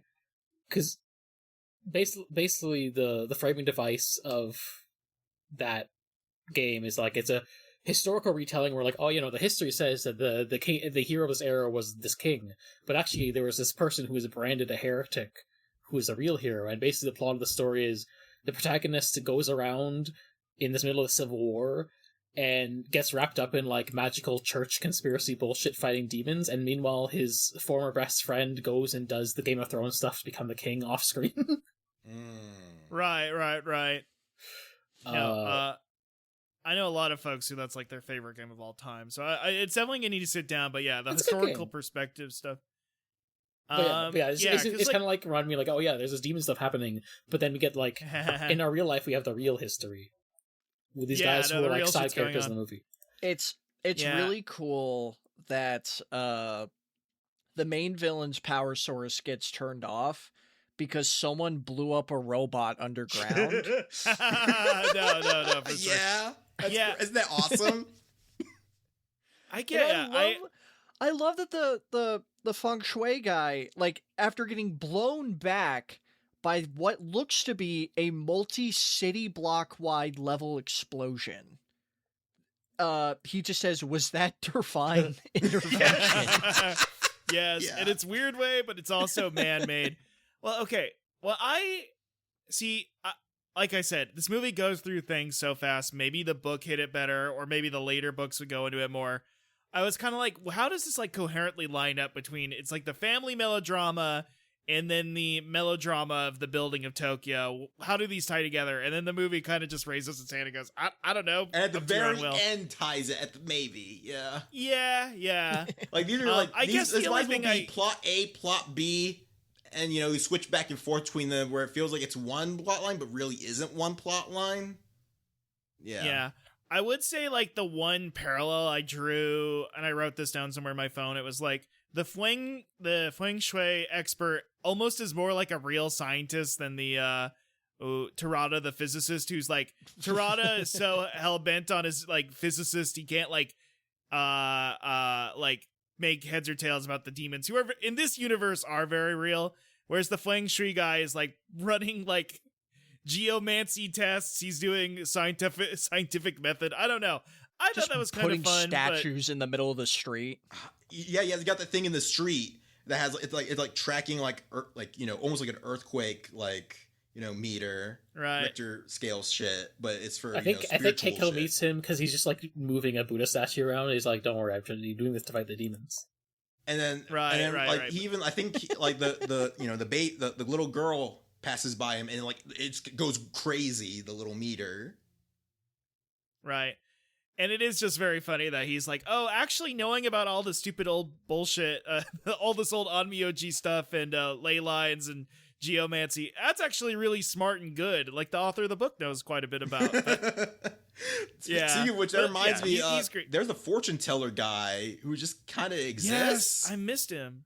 Well, yeah, that was another interesting thing that I feel ties into like the whole deal of like progress and westernization, because he's specifically a guy who's like using tarot to do mysticism, which is interesting because that's not a Japanese divination technique. No, it's not. Oh yeah. And then like he's not in many scenes or anything. He's just kind of a guy who exists in this movie. And then at the very end, like he's popular with women, like fought like as an entourage, right before the credits hits. But he predicts that Kato will return. Oh yeah, of course. Such a banger reveal when he picks up the card, and it's a different card than what he picked up. I think specifically too is like if I had to guess, it's probably the Devil Tarot. I think it was Death. I looked at this. I think it was number 13, the which Devil, is Death. either one. Yeah. I feel like Devil makes the most sense in this case because Death is at the end of the credits. Did it not say Kato will return? I don't know. Like an event, like a Marvel movie reveal? I don't think it did that. I mean, I don't know Japanese, but I don't think it did that. Hey, get him in Doomsday at this point. They're going to throw in all that other shit in there at that point. Robert Downey Jr. as Yasunori Kato. I mean, maybe... Hey, listen, I did have that thought of like, what would be the American equivalent of this? I guess it's like a Boardwalk Empire. Put a demon in Boardwalk Empire, and that would have been a pretty good show. But I actually did like that show. But anyway, this movie, like we could talk about this movie forever, but like visually, like some of my favorite stuff is like the scene where he kidnaps the girl and like in the middle of the busy street, and like there's the electrical lines keep bursting, and he's like running very weirdly, almost. I don't know how to describe it. But, like the image of he's him, Naruto running in the street. He's Naruto running in the street. Yeah. The cape is covering his profile. And it's just an amazing like image, honestly. Just that whole sequence, like visually, like motion, and like in motion. And they're like, you know, one of them, and there's Keiko, I think, is chasing after him. You know, Yukari's just kind of like in a daze. It's what a scene. And, and then she confronts him. She confronts him in like that, in the like weird the sewer. In the sewer, and then eventually, like for whatever reason, it just cuts to the middle of the street and it's raining, which is an interesting fact. And she's like in distress and like, you know, it's a very like she really is the hero of the movie, Keiko. Yeah. Like she's getting all the hero scenes near the end. Is interesting that Kato has his like iconic Imperial soldier fit, but like in the middle of the movie, it's a totally different thing. Yeah, he has a random. I think like maybe I guess Chinese influenced design outfit in the middle of the movie that like is on the poster. Yes, that's like, the poster. Because that's not obviously that's not the design I associate with Kato, but is the one in the posters. Oh my god, that actually reminds me of one of my favorite visuals in the movie when he goes back to Japan the first time after being in Dairen. Yeah. Mm-hmm. He's trapped in the I had to look this up to make sure I got it right. In the chart of 8 directions. Yeah. Like kind of thing. That was such a cool visually thing. there's a moment where like he's looking ahead and there's a silver, it's a pagoda, right? It's just like in the far distance, and then it just quickly like zooms up to him, like right to his face. It's such a clean looking visual. They do it more than once, but like I think it looks like the best in there just because like it's like just all around him it's just pitch blackness. There's like a slight like low to everything during that sequence that just makes it look like so dreamlike. Yeah. It does not surprise me one bit that for a time this was the most expensive Japanese movie ever made. Yeah, it looks. Oh, the yeah, part. It looks sure. the part. Yeah. It's just so gorgeous, like so Yeah. much like amazing camera movements, especially at the start when it's like almost pitch black. They're just in front of like these beautiful like matte paintings and like sets. Oh my god. The wreckage of Tokyo 1923 in the red light. I was like, how do they do this? This looks insane. They caused an actual earthquake. Right? It's like this can't be like this is like a mixture of miniature and matte painting. It looks so seamless. Right? It's like wow. I did have to look up the cinematographer just so I can give him like a proper credit for this. So it's Masao Nakabori. And he's a regular collaborator, it looks like, with Jissoji, because he worked on Ultra 7, he worked on Ultraman Taro. He did the 90s Ultra Q movie as well. Yeah, 1990. Okay. Yeah. That tracks it. Very similar in a lot of ways. A lot of fun with power lines in that movie too. Yeah, it's hard not to see that movie as like a spiritual successor to this one, even if they're like, you know, different IPs per se. Has that has that movie been brought over? Ultra yet? Q, No. the Ultra Q movie. Have No. they only? Is it still only Neo that's been brought over? Yeah, here? still only Neo in the original HQ. Yeah. I think okay. I think the production company that made Ultra Q movie and also Dark Fantasy is like technically made at like an arm's length from Super Eye itself, which is probably causing some weird legal Things probably. Yeah. Ah, okay. Fortunately, if I recall correctly, the fan subs pretty stellar. Yeah. All right. So Okay, Thank you. cool. Were you guys able to watch in HD? Like, was there an HD master? I think there isn't an HD remaster. No, I It still think hasn't gotten it. I think it's only been on released on DVD. Yeah. Unfortunate, because Yeah. God, that movie looks gorgeous in the screenshots I've seen. It's very. it's a good looking movie. This Jissoji So- guy, He's might a great have- director. might say. Right. It's funny because Our- like we got to the first Jissoji episode in Ultraman and it was like his most mid episode ever.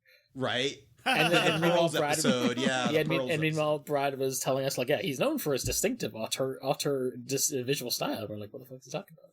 Yeah. And then later, it's- I get it now. It's and then funny you get that it's funny that the Pearl episode is specifically the one that's not included in his compilation movie. Yeah, no, it's not.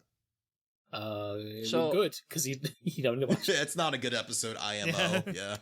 So I got a question. Is anyone in this call going to watch the sequel? Because the sequel is Yeah, well, not you skipped to my question of directed. the week. Oh, I'm Nope. Skip my sorry. question Whoops. of the week. My bad. Question of the week. Are you going to watch the sequel? Because I'm so curious. I mean, obviously, I'd like to read the book more, but,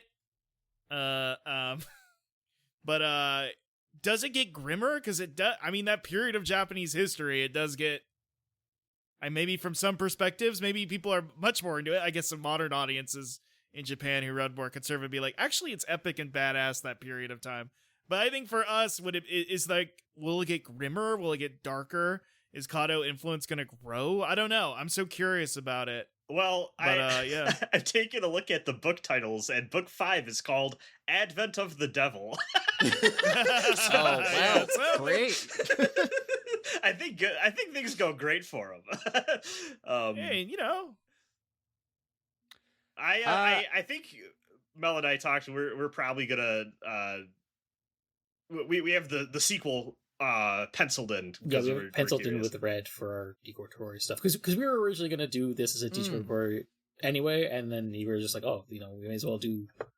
They're like, let's this. move that up. Gotta get Yeah. brand synergy. Hooray! I love when that happens. Yeah. Okay. I don't think I am. I don't know if I'm super. I don't know if I'm super interested because like a lot of the stuff I liked It's because of about Jissoji. like Yeah, and like Yeah, no, the director. To be fair, this guy could be like a world famous director for all I friggin' know, but no blue link. He's a on his producer. name. He's just a guy who produces movies who's like, I'll just do it myself because I can't get Jissoji for the sequel. Oh, producer to director. Oh yeah, I'm not watching this. No way, dude. I'm sure it's fine. Like I know they got like the same actor back. right, for, which is always a plus because he's great. yeah. I mean, to be fair, Shimada he voices Kato in the OVA too, so I That's think what I he's just, actually like, do want to watch intrinsically- is that trashy, high production value Madhouse 90s OVA series. Is that just Yeah. doing this movie again, but in like OVA form? Like, what yes, is that, that? but I'm like curious. way I trashier think- in terms of violence and sex, basically. Yeah. Okay. Yeah, I think specifically it's doing a do-over with this. Yeah. Okay. I don't even know if I want to watch that. 90s OVAs are an acquired taste, and I Yeah. don't know if I can stomach them yet. Yeah, All right. I'm Fair kind of a enough. similar boat where I feel like whenever I watch an old OVA, a lot of time I'm like, well, that's it. Like I watched the Bubblegum Crisis, I was I like, mean, this yeah. is boring as hell. What the fuck? guy watching Genocyber, and then you get to the fourth episode, and you're like, what is going on? Look, Russ, we're like immune to like the excesses of this. We've seen much worse things in Discord calls. Yeah, me hiding my copy of Angel Cop. What are you talking about? I'm normal. I got- I'm a normal guy. I got that I don't one. know anything. I got that one on the shelf. One day I'll pop that in. I've heard things. Yeah, there are things to say about it. Like, I find it enjoyable, and it's something funny to laugh at. But you're like, there are people whose worldview lines up quite well with this movie or this OVA. But anyway, yeah, no, yeah, I mean, that's a whole field of like. A lot of the time, you look up like who made this, and it's like, oh, this person was 21. Oh, that which checks is out. wild. Yeah, Yeah. right. no, for sure. Yeah, so I think this whole franchise is really interesting, and it kind of made me want to go. I mean, I'm always like, I should read Gwyn's Saga someday, or did somebody ever put out like the actual SMT book? Oh yeah, the author himself is doing Yes. his own English translation at the moment. Right, and now he's gotten a publisher to sign on, so now he's trying to delete his his rough translations now. Oh, really? That's great. So I read a fan translation of those way back when, and was not impressed, but also I do not know how quality that translation was. So I'm very Yeah. curious to give it another go if he gets something published out there again. Right. Like I I wanna- love that author. He has a lot of interests. I wanna No, for sure. wanna hope that like someday like we'll get like a full actual translation of these books, because we have been getting more like older Japanese novels like translated into English, either unofficially or officially. I didn't think we were ever gonna get Godzilla Raids again. I Yeah, never thought we were going to get the Yeah, Legend just of the buy that Galactic now. Heroes novels translated, but they all got translated with audiobooks. There are places you can go where you can just find a full translation of the original Parasite Eve. Yeah. Like, The thing It's- I'm I- worried about is like Gwyn Saga is the first 6 books are translated. Record of Lodoss War, I think they got the first, but for the series that get a little longer, with the exception of Galactic Heroes, I think there's a very unfortunately real problem of they put out the first 1 or 2 or 3 and then they don't quite hit the Finish sales it. target. And then they stop, which Yeah. is always a bummer. And Yeah. I'd be really worried about this falling into that category. But I hope someday they take a chance. It's on 'em. unfortunately It'd be nice. niche in like the sphere of Western otaku sphere. Like you'd have to like branch out and like advertise it more mainstream, like outside of the otaku sphere. I mean, like, you could try to relate it to like Jujutsu Kaisen, but I don't think those people are gonna read this, right? They're gonna be like, No, "Oh, those people Kato's can't just like read. Sukuna," and like they're not. I don't gonna think read a book I don't for think that. those people could read like a modern chapter of Hunter x Hunter. Like Right? I don't know if they can't that. read Hunter x Hunter, they can't read a book. I think a Yeah, big no. part of it is, I think the only way like you'd be able to get like an easier sell with it is one, a new, I want to say like a new 4K release of like the at least the OVA. I know a Mhm. Blu-ray exists for it, but like you release like the OVA and like there's like some eyes on it now, so maybe it would be easier to like bring over at least one of the books, or at some point some crazy TV executive in Japan is going to be like, you know what, let's just adapt the whole thing. On a Netflix, Yeah. Let's just put it in a TV show. And like, way and too a high of a J- budget. I genuinely think it has to be live action for it Obviously. Yes. to have a chance, honest Right. to God.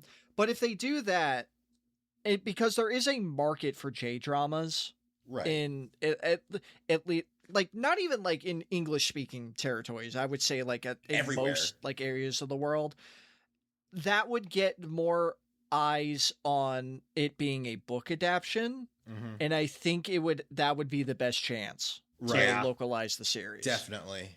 Yeah. Definitely.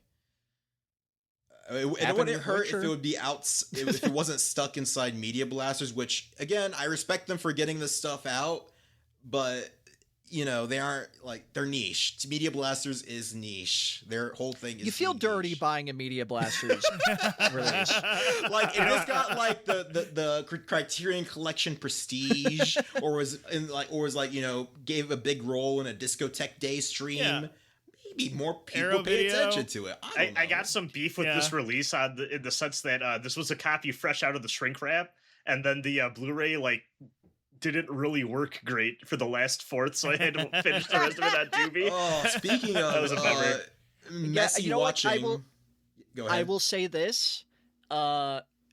I would genuinely give Media Blasters a call. They would hook you up. Oh, I've they're heard good great things about them. replacing your believe it. shit. Yeah. I love that. Um, My issue is that I watched this on Tubi and on my TV, which meant I got ads like Hunter, constantly. So every 5 minutes, but it felt like it. I was getting ads for Shaquille O'Neal's furniture collection, Kalshi, some other Man, bullshit. I wish I got Whataburger. that. I got ads for local politicians. Oh, I got Whataburger, Kalshi, and Shaquille O'Neal shilling. I said ad blocker. That's very funny What? in a contrast to the contents of the movie, of course. Ad blocker. Hey, look, ad blocker works, but I can't put no ad blocker on my TV. smart TV. No, I can't, unfortunately. And I don't want to watch it on a Um, laptop. It's a beautiful movie. There's I don't know. It sucks. It It sucks. really sucks. I wish any other, again, no disrespect, because this is going to sound really mean. I wish literally any other company but Media Blasters had this license. Oh man. Because honest to God, especially the live action version, this is prime discotheque territory. Prime discotheque, Oh, prime 100%. Criterion closet bait, that kind of shit. It's a beautiful movie. And it's historically significant in the Japanese film industry because of the insane production behind it. Fucking Irvin Kershner visited the set and was not impressed. Probably because it was a mess. But yeah. Is that the Empire Strikes Back guy? Yeah, or like RoboCop 2. What the hell was he doing over there? Well, George Lucas visited, what's his face? God, I can't believe I'm forgetting this guy's name. That famous Japanese film director. Kurosawa. He visited Kurosawa's set, or was it Scorsese did? Yeah. Oh, okay. Yeah. I know James Cameron met up with Oshii and they're on a boat and he's like, "That's the bridge you blew up in Pat Labor 2." And Oshii's like, "Yeah." I know. James Cameron, real head alert. He gets it. Pet Labor 2 is awesome. Oh man, Pet Labor 2. I'd say it goes. Okay, I just remember. Let's talk about them too much. The name of the glasses guy who's the fortune teller, Kyoko Izumi, real guy. Real guy. Oh, it's not the nostalgia critic? No, he does not remember it, so we don't have to. I almost made that exact joke in my Rust cap, and I sat there like, they're gonna get mad at me. They're gonna get mad at me if I bring up fucking Doug Walker. Like, if this is a professional show, you bring up the nostalgia critic. Russ, genuinely, I feel like at some point we brought him up. We probably have. There's Of no course. way. No Yeah, fucking but in front way. of our peers, in front of our peers. I know for I a can't do fact. that. I know for a fact I have brought up Linkara and Bennett the Sage on this podcast. We have mentioned Channel Awesome in one way or the other in this podcast Yeah. at least once. Are the Channel Awesome movies tokusatsu? The greatest thread in the history of forums, locked after pages of debate. Anybody want to scab commission Linkara or doing the pose on the poster of Kato? I mean, he's like, eh. Oh, dude. and all Oh, of no. his minor kids. The Atop the Fourth Wall movie and that one movie where Doug is in like a Link costume. Suburban are Nights, 100%. Oh, Suburban Suburban Nights, is of course, 100% tokusatsu. Kill me, There's man. no I don't want way. to talk about Suburban Nights. Yeah, we ain't gonna do that.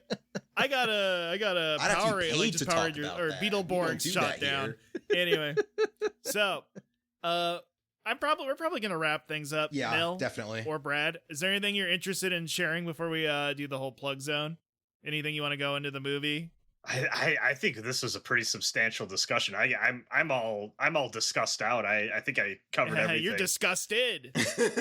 Whoa. I mean, after she throws up the bug, yeah, I was like, ooh, Oh yeah, ooh, a little nasty. that's Good that kind thing's of a nasty. little Yeah. freaky. The bug was awesome. Cool ass The bug bug. was so cool. I like that the bug had bones. I like that it disintegrated into having bones. That's awesome. I think bugs have. Bugs have bones? No. They got exoskeletons. Yeah, that was a joke. Get confused. Oh, damn it! Sorry, I'm a journalist. I don't do humor. Anyway, but it's a joke anyway. But anyway, yeah. So yeah, thank you. That was a good discussion. I really do. It's not like the greatest movie I've ever seen. I even after posting a Letterboxd review, I think I gave it 4 out of 5. I might even lean 3.5 just because some of the salacious stuff doesn't really sit well with me because they don't really explore it. So it's like, well, what's the point besides shock value? But I get it, yeah. it's still like I'd recommend it in a minute. And like I said, if you put this on like on a projector and flash it on a wall, people would stop and watch it. Like when people play like Twin Peaks in a bar or something. You know what I Right, mean? like it yeah. gathers Like, attention. what the- Yeah. What I the would- fuck is this? Yeah, I would say, exactly. and I believe y'all have covered Ultra Q on this podcast, right? Yes. Yep. Yes, Yes. yeah. I would really encourage you whenever you feel up for this sort of thing again, give that Ultra Q 90s Yeah. movie a watch. I think that a lot of what this movie is doing is really interesting paired with that movie in terms of talking about like the modernization of Japan and like indigenous culture and how it interacts with the history of Japan. And there's a lot of that I feel like was made the way it was, maybe because they realized that this movie had a lot of ideas and not enough room to really explore them all. So Yeah, I definitely No. recommend. I was gonna say, yeah, I definitely recommend looping around and doing a pod on the Ultra movie at some point in the future. Oh yeah, it was a total coin toss. I think I might have been even a little bit more interested in that. I think that just the difference is accessibility, which is this is just on Tubi Yeah. and has a Blu-ray. Right. that one you gotta Whereas go that hunting one for. is yeah, exactly. And I'm sure you've noticed the episodes that do better tend to be things that are readily available. Mm-hmm. Yeah, that makes sense. Yeah. But anyway. But yeah, thank you. Yeah. So overall, I recommend it in a heartbeat. It's worth watching, or at least the first 20 minutes. I thought the first 20 minutes were like, holy shit, this might be a favorite movie of all time level. It's a movie. And really then it good kinda, like- start. Yeah. Yeah. Yeah. Yeah, speaking of Oshi, it's like that start of the first Ghost in the Shell movie. Like, I don't think you can do something cooler. Like, I think that's it for movies. I think the Matrix could just rip this off and turn it into a full movie. And by the way, Matrix, one of my favorite movies of all time. Don't get me wrong. Anyway, But it don't got that but yeah. thermoptic camouflage, let me tell you. yup. All right, Brad and Mel, is there anything you want to plug? Obviously, your show and all that, but also socials and all that. we got our podcast Ultra Q wherever podcasts are found. That's QUEUE. None of us will ever forget how to spell that word anymore after starting our podcast. It's a pun. Yeah, and we basically our whole spiel is Mel was a fan of Ultraman, and Red and I, the other hosts, were not. Yeah. and in my barely had any Toku experience, frankly. Like, I'd watched a little bit of Kamen Rider. I'm kind of the same way. I probably was a little bit more established because I had watched stuff as a kid, and I had to like purchase Kuga. But yeah, I'm also the similar case where I'm like, I'd started the podcast to go on this journey because I was starting a lot of Toku and never finishing it. So this. It's a good way to do it. Let me tell you, having a podcast is a good way to finish Toku. Yeah. We know. Yes, giving yourself homework. Yes, as an adult. But yeah, I've basically been dragging Red and Brad through Ultraman in release order, which has been an interesting From experience. the beginning. Yeah. Oh. Yeah, so we Boy. just today finished Gridman, Baby Dan Dan. We're starting up Ultraman Powered next. And we're on the road to Tiga, which will be in November. Yeah, I'd say if someone wants to check out the show, it takes a little bit for us to, I think, find our footing on microphone, but I'd say maybe start with Ultra 7, give it a go. I think by around that time we're more comfortable with the format and talking to each other. I think we find a good rapport pretty fast, even in the middle of Ultra Cube. I also think we settle into a rhythm by Ultra 7 that kind of like the shape of the podcast is recognizable by that point. That's good. Yeah. All right. Yeah, I think that's basically it. Other than like, well, we have got some side pods on that feed you can check out too, because as we said, we did Occult Kamui, Kerberos trilogy, other stuff. So yeah, and I think we've decided we're like also cross posting on, so some people will be coming from that our feed over to your feed, which is so where you put your plug. Yeah. Hopefully they don't mind our way of doing things, your listeners. Yeah. These dorks. Why are they talking about the nostalgia critic? You want to plug first? Who's this Russ guy? What kind of contest did he run on his stream again? Oh no! Oh well, you know what? We can go into that in a little bit, but I'll get my garbage out of the way first. So it's like usual. It's Spider/ on everything but Letterboxd. That one has an underscore on there because I made a Letterboxd account in 2014 and forgot the login.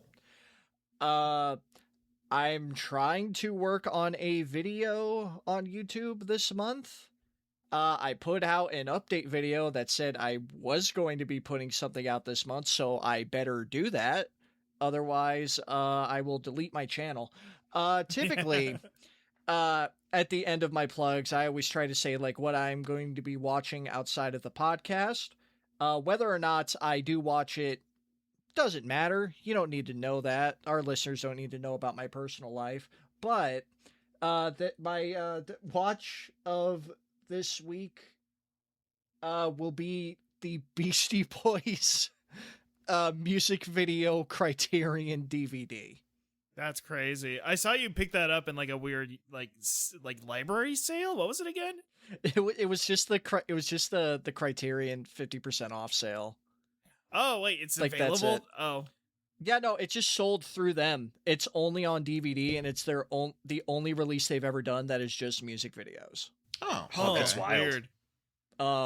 It is also one of the best DVDs I have ever owned. You can switch between audio, like different audio versions of the songs and video tracks, like mid, like watch by just selecting it on the menu. That. It's really neat. They filmed so much for Intergalactic, it's kind of crazy. No, it's a very extensive DVD. I want to pop that back in and watch it. But yeah, that is it from me. Sticks. Well, I am RBPS Sticks on Blue Sky. I am RBPS on Letterboxd. That's about it. This podcast is my only real project that goes on. Oh yeah, we don't plug Twitter because Twitter's poison. It is poison. I'm locked on there for a reason. Same. I fled. Yeah, we all fled. I got kicked off. I guess. Oh Jesus.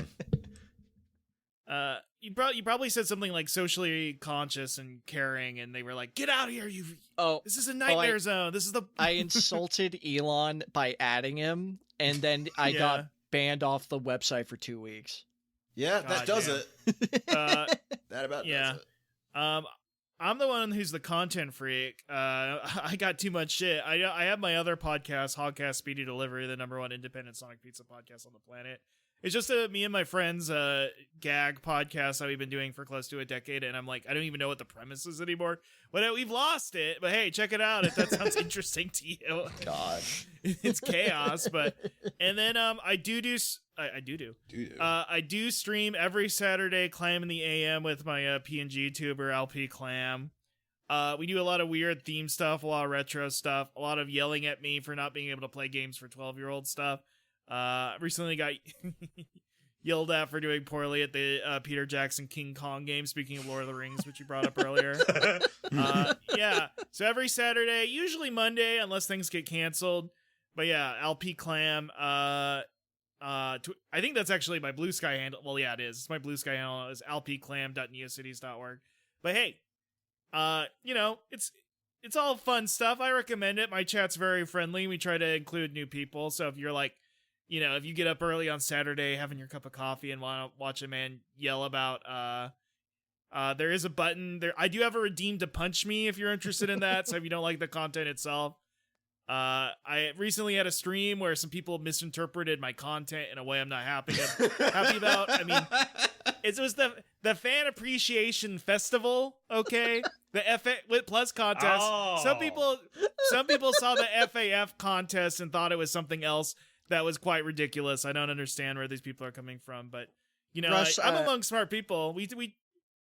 I want to offer to give you some media training. That's not. You're letting them win. You're letting these perverts and disgusting people win. No. That we will have this discussion later. I will want to not help stand you. for it. No. That's letting them win. But yeah. So, oh shit, I had it. Oh, let me see if I still have it. But anyway, yeah. So, oh no, I lost it. I wrote down or I googled a quote. Let me see. All right, so.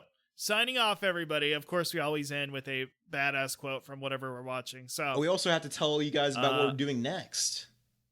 Yeah, we're already doing we that. are Oh, doing God. so. Yeah. This is our buffer zone. We usually do a movie in the middle, so we're not constantly watching 13 to 25 episodes of Toku every week. Breaking stuff Now up we're sounds nice. Yeah, we're going back into the homework zone. That's right. We're gonna watch the first 13 episodes 14. of 14. The first 14 episodes of Kamen Rider Fies. Yes. That's one of my faves. Yes. We watched a grim movie about the fate of Tokyo. Now it's time to watch a grim movie about a bunch of guys who ride motorcycles. Hooray. I'm a little confident. Yeah. I didn't expect you picked two rider shows from the same era. Yeah, we talked about it. We talked about doing like Amazon or one of the more interesting Showa things, but like we were just in the mood. For some reason, we've had this weird jump between. We've been jumping between happy, sad, and for some reason, I guess we landed back on Fies because we're in grim dark mode again. But yeah, sorry. Insert the. But yeah, the one shit post about TV and gay bars. Yeah, exactly. Yeah. Thank you everybody for joining us. Oh, I had this quote and I closed the tab and I can't find it again. No. Oh yeah. And thus ends our empire of Yap. Yes. Goodbye, everybody. Bye. See you, Later. everyone. Bye.